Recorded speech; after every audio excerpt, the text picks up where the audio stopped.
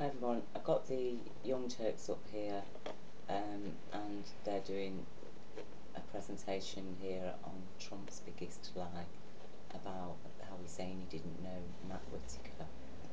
So I'm just going to play a very short clip from it. Attorney General Sessions, he was very, very highly thought of and still is highly thought of, but this only comes up because anybody that works for me, they do a number on them. I didn't speak to Matt Whitaker about it. I don't know Matt Whitaker. Matt Whitaker has a great reputation, and that's what I wanted. Right. So first of all, I'll leave the link to the, if I can find one, to the entire press conference that he gave here. In the background you can hear a helicopter's blades, very loud noise in the background rotating. And he gave quite a long press conference here, and the journalists' questions were barely audible over the noise, and obviously all the mics are pointing at Trump. So his responses to the questions are coming across very clearly, but actually you can barely hear the questions that were being asked by the press. Now, he does refer to Ronald Reagan in this clip. Sorry, not in this particular clip, but at this press meeting, okay? Which really, because of the length of time that he stood there and the amount of questions that he asked, that he answered, that were asked of him, which, you know, as I say, you can barely hear the questions. It really seems quite strange that he would give such a long press conference out on the lawn, as it were, with a helicopter stood by waiting, when he could have held that press conference indoors if it was going to be that extensive, if he was going to hang around for that long to answer that many questions. Now, like I say, he refers to Ronald Reagan because he is, as the reporters are shouting out their questions, and he's saying, I'm sorry, I can't hear you, can you speak louder? And on the third or fourth time that he does that, he explains, look, it isn't because I'm deaf, it's because we've got this helicopter waiting here and it's making a lot of noise, and that's why, if you remember, you know, Ronald Reagan, when he was answering questions, he often had to tell people to shout out louder because of the noise in the background. So here we have a clue. He's given his game away that he's playing here, because this is what the man does. He is literally a game show host, isn't he? That's what he did. He was a game show host. You know, that reality TV thing that he was on, what was it, The Apprentice or something like this, where he'd be firing people, and it was a game. Who was going to win at the end? Who was going to be hired? Who was going to be fired? That was the whole point of it, and that's what this man is, a game show host. Okay, now the game that he's playing here, he's looked at footage of Ronald Reagan, who obviously he identifies with, maybe because Ronald Reagan was previously a Hollywood film star, and here he is a reality TV star. So he's getting, maybe he's been watching Reagan to get tips of how he pulled it off. Now, ordinarily, if a president is on his way to the helicopter to be transported somewhere, I think in this case to some meeting in Paris, then, you know, any questions that the reporters might have would be brief, wouldn't they? Because he's on his way to somewhere, and it'd be just a quick stop and chat kind of thing. That's it, a quick stop and chat, and then onto the helicopter, because yeah, there's lots of noise, and it's just that the press have got there, and they've, you know, oh, blah blah blah, quick, sorry, can't hear you. Yeah, yeah, sorry, right, I've got to go now. Bye, everybody. And off he goes. But not President Trump. You know, he stands there and he uses this entire press conference, this press meeting, to put forward his point and his position that no, we didn't know Matt Whitaker, no, that's fake news. We're very concerned about voter shenanigans going on in Florida. You know, we think that there's some corruption going on there on the side of the Democrats. You know, they keep finding all these new votes. Where are they coming from? And blah, blah, blah, blah. And like I say, you don't hear the questions. So what's happened here is that he's drowned the reporters out. He's drowned out the media so that they're just a little faint, quiet voice in the background, while his booming voice puts forward his position, his stance as the game show host. You see, he's the game show host, and it's his game, and he's going to determine the rules of who gets hired and who gets fired. And in this case, you know, we know that he's recently fired Jeff Sessions, which is unconstitutional, because although he may have a right to request the resignation of one of his staff, as it were, serving under his presidency, at the same time, you have to have a reason. You know, there needs to be a valid reason. Why was Jeff Sessions asked suddenly to step down? Why has he been replaced with a man who previously has openly stated that he would undermine the Mueller investigation simply by starving it of funds? What is he so afraid of? And really, is it fear for himself or also fear for his children?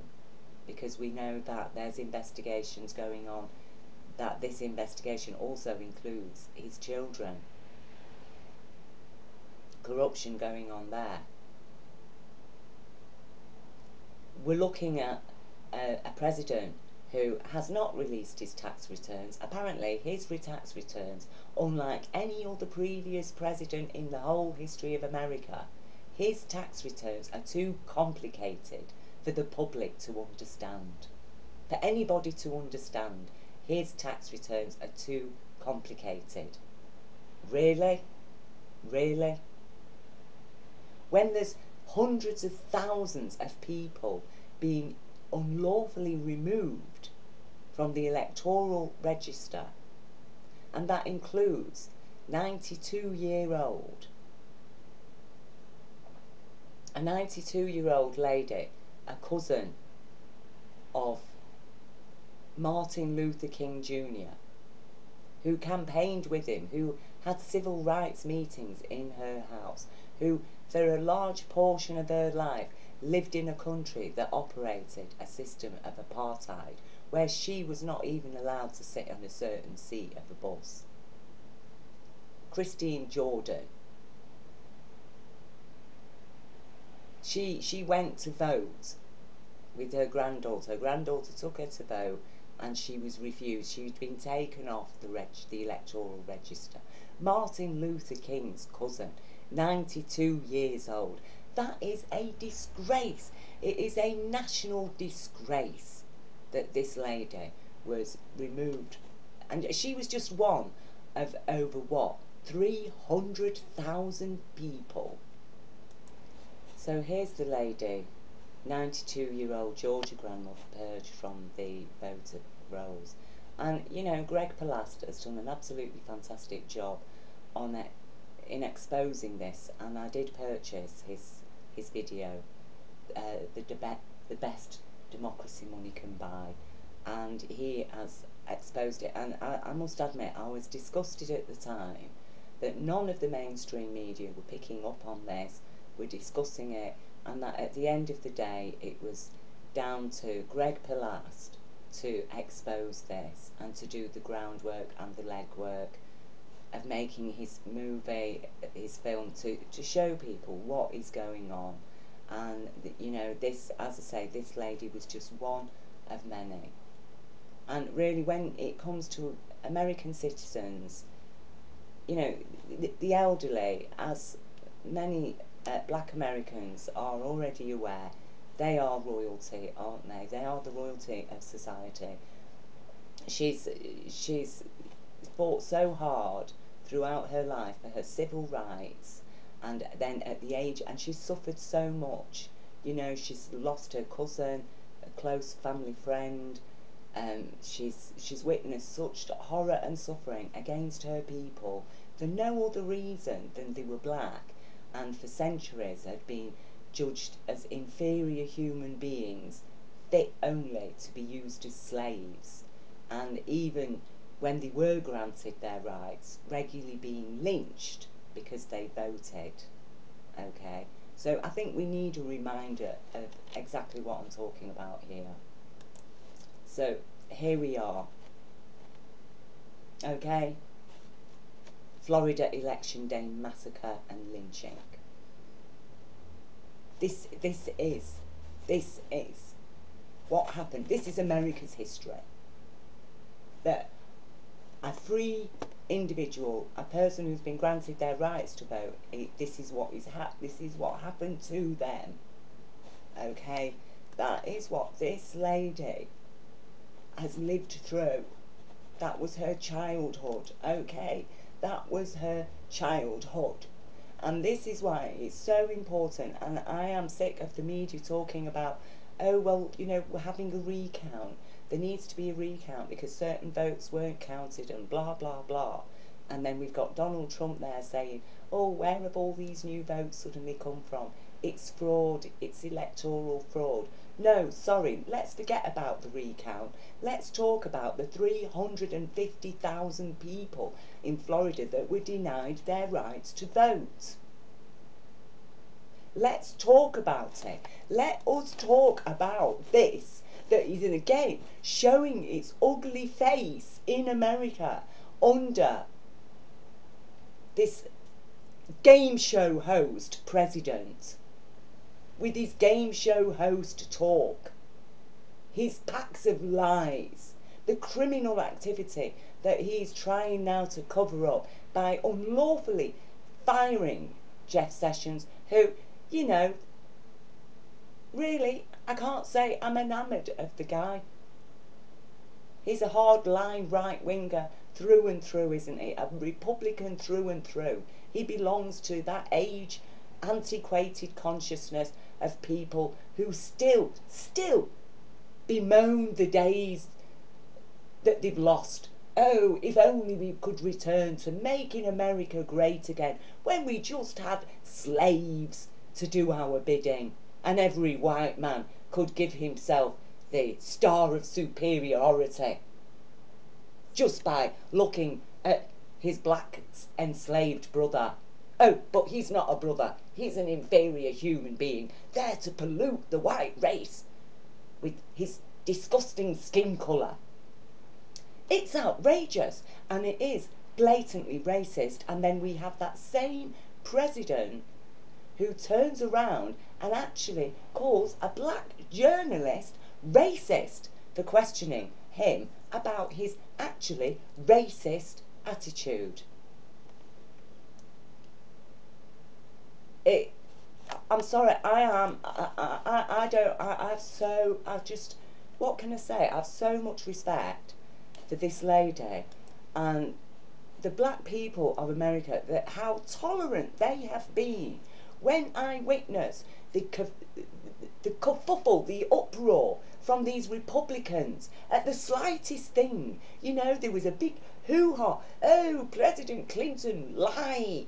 He lied. Impeach him. Impeach him. He lied. He had sexual relations with that woman. And suddenly this woman pulls out a dress with a sample of President Clinton's bodily fluids on it.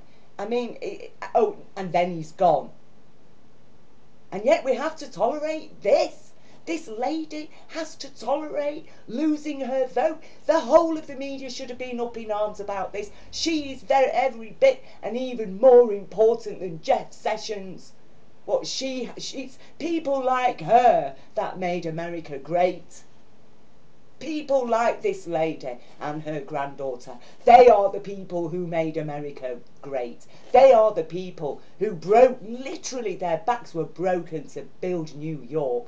Go and have a look at the black slave grave that was uncovered in New York.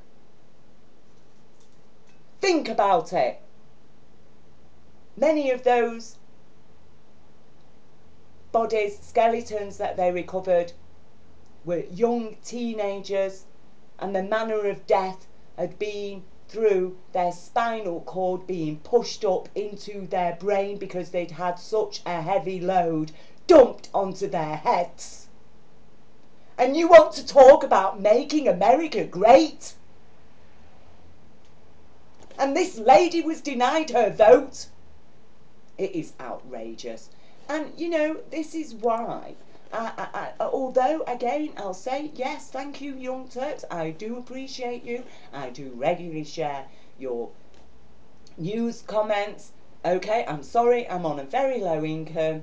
As a carer, I can't afford to be subscribing to you, subscribing to this person, you know, financially. But I subscribe, I give my support. But, you know, I am not a fanatic on any sense of the word, and I will pull anybody up who is there saying that they're speaking on behalf of the people. Okay? And you are missing things, and you are not giving as much attention. I know that you've covered this, but I'm sorry. I would like to see the Young Turks do a programme, a news programme, informing, reminding the American people that, look, this is what we have been trying to leave behind. This is what the Republicans are bringing back. And not just against black people. You know, don't forget, this is against Jewish people as well. Against Muslim people. We're talking about supremacy. And it is absolutely despicable and disgusting. And like I say, here he is with his game show host, playing his game. Why did he hold such a long press conference out on the lawn with a helicopter blaring in the background? You know, what is that all about? We're talking tricks. Tricks. Dirty, cheating tricks. And, you know, we got all this comment, oh, Bernie Sanders. Yes, Bernie Sanders, I do rate the guy, okay? I think that he's definitely on the ball when it comes to understanding and trying to establish a socio-capitalist society, because that's how life operates on Earth, in case anybody hadn't noticed. That is how life operates on Earth. Socio-capitalism. Yes, life profits. The bees profit off the flower pollen that's available. And at the same time, the plants that provide that pollen profit because the bees do a job of service for them. But the bees are bloody well paid. They're not they're not living on... They thrive on a surplus, don't they? On abundance. They're not living in thrift. They have enough available to eat, to keep themselves going, and to put enough food by to get them through the months when there aren't as many flowers, to get them through the winter months. How is corporate capitalism providing for that? Corporate capitalism is literally in outer space. That's how big their debt is. You know, the Pentagon's debt, 21 trillion. Again, when are you going to talk about it, Young Turks? When are you going to talk about the $21 trillion that the Pentagon has had in the last 20 years and they can't account for? When are you going to talk about that? Well, you know, if you pile it up, you're talking what? $1 trillion, $1 bills piled up is 65 miles high. So you're talking 62 miles into outer space. And that's where these corporate capitalists belong, in outer space, because that is where they live. They do not live on Earth. And they're trying to impose a rapist psychology and law on our planet. Not just on America, but on our entire planet. The law of might equals right to do as thy will. It is a rapist law. It supports rapists. There's no two ways about it. And he is their kingpin with his game show host approach to the presidency. He's turned the presidency, he has degraded it. He's trashed it. And you know, why isn't it that the whole of the media who are claiming that, you know, they're asking questions like MSNBC, you know, this has hardly been given a mention. It's hardly been given a mention. Nobody has shown this photograph, because this is what we're dealing with. This is what is happening. Except they're not doing it physically anymore, are they? Oh, no. They're doing it through voter control, voter suppression. And it is outrageous, and it is unconstitutional, and it is so bad that, never mind recounting the votes in Florida, the whole election needs to be done again, and it thoroughly overseen by independent, trustworthy bodies to make sure that everybody who has a right to vote votes. Did this lady get her vote? Did she get her vote? Her granddaughter, who drove her there and took her, she was in tears. She was in tears. Literally, in tears. Is that what voting in America should leave people in tears because they've had to witness one of their most respected elders of their community being treated, being treated like an illegal immigrant in her own country? That is outrageous. And, you know, as I say, I do have respect for you Young Turks, and particularly Anna, I like very much. And I do like Cenk, I do like the presenters, but I'm sorry that this appears as criticism, and it is criticism. It is criticism in the sense of, you know, I really feel that we need to express more and focus more, to give more importance to the truly important people.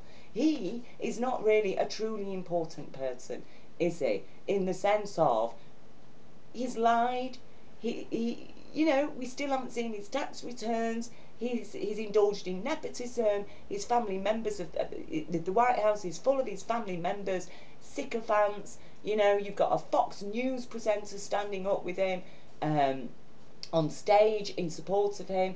You know, I'm sorry, he's got the whole world, the whole press looking at him. And, you know, who has this lady got? Greg Palast, and a couple of mentions on YouTube. You find her on Twitter, you know. And I'm just going to turn the sound up here. She's been in this community back when they were doing sit-ins. She held civil rights meetings in her home. And today to come out and not be able to vote and no one can give you an explanation, like, it's extremely emotional and it bothers me. It bothers me to my core. Like, there's actually no record of her whatsoever voting in any election whatsoever, and it's ridiculous. It bothers her to her core. I'm sorry, this cannot be ignored, because I feel it's being trivialised. How must these people, how does it feel? This is that lady's history. This lady has living memory. This 92-year-old lady has living memory of this. This is reality that she lived. And it's being brushed aside like, oh yes, yes, wasn't it terrible? But but now we've got to deal with this voter suppression. We're talking about the stealth return of an evil consciousness. That was evil and criminal. It wasn't a political choice. It was never it can never be a political choice to be doing this to people. That isn't politics. That's crime. Pure and simple crime. And that's what this lady's grandmother has suffered. And that is what she has suffered. Crime from the kind of people that in the past, that is what they were doing. And that's the great America that they wish to return to. Let us make no bones about it. And stand up strong, America. And I implore the Young Turks, please, please think again. Think again now. And please devote some time to this, because to that lady's plight and to the threat, the real terrorist threat that the black people of America are facing, that the people of colour, that the Muslim people are facing, that Democrat supporters are facing, that Jews are facing. This needs to stop, because that is the path. What, are you going to return to that? And this is what they're hankering for. A return to this horror. It's completely outrageous, and I am concerned. I am so concerned.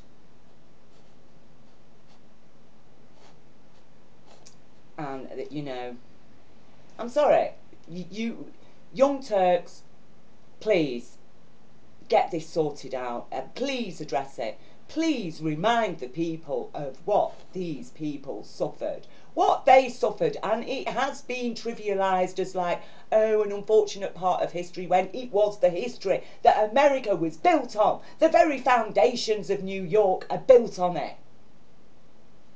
And you think that you can trivialise it, and that this cannot, that this lady's grandmother, that she should be, that she's not royalty, that she is not one of the most honourable and respectable, decent citizens that America has ever produced. And what she's had to tolerate. Has she got a gun and gone out shooting people in churches or shopping malls? Has she blown anybody up? Has she sent mail bombs? Does she drive around in a van plastered with white men and targets on them? No, she does not. And give her the respect. Give her the outrage that she deserves of what's happened to her and to this lady. And, you know, people might say, oh, well, why are you so bothered about it? You know, you're British. Well, you know, I've got family invested in America as well. And actually, I grew up in a multicultural community. And even though there was racism in Britain at the time, we in our community did live together very friendly. And I have family who were mixed race, and we were horrified when we discovered what was happening, that you know, it all came out in the Olympic Games, and we found out that a black man who'd won the marathon or something, and yet in America he wasn't allowed to go in certain shops, he wasn't allowed to walk on the same side of a street as a white person, he wasn't allowed to sit on certain seats of the bus, and we were just so shocked and horrified. It seemed unthinkable to me as a child that could happen. And then by the time I've grown up, you know, oh, now suddenly, yes, thank goodness, it's been removed, all that's gone, equal rights, this racist rubbish has gone, it's gone. Nobody was holding grudges, nobody was saying, right, we're going to arrest all these people who previously were racist, we let bygones be bygones. America, these people moved on. They didn't remain stuck in hate and despair. They moved on. They let go of that baggage and moved on. And what for? So she can be literally kicked in the guts at the age of 92 and her granddaughter along with her. By the kind of people that this is what they do support. From a president who calls himself a nationalist after a nationalist has just murdered people. And all he can say is, well, they should have had a security guard, shouldn't they? What? Is that the kind of a country that America should become? That if you're black or Jewish or a Muslim or a Democrat and you're having a meeting, you better have security on the doors because you expect the mob to arrive with their guns? Crazy, crazy, crazy, crazy. Well, I hope America wakes up, and I know that America has woke up, but find courage, take courage, get strong. Martin Luther King did not die. He lives in the heart and mind of every single person that stands with him to this very day, and he had a dream, and we share that dream, and that dream shall be.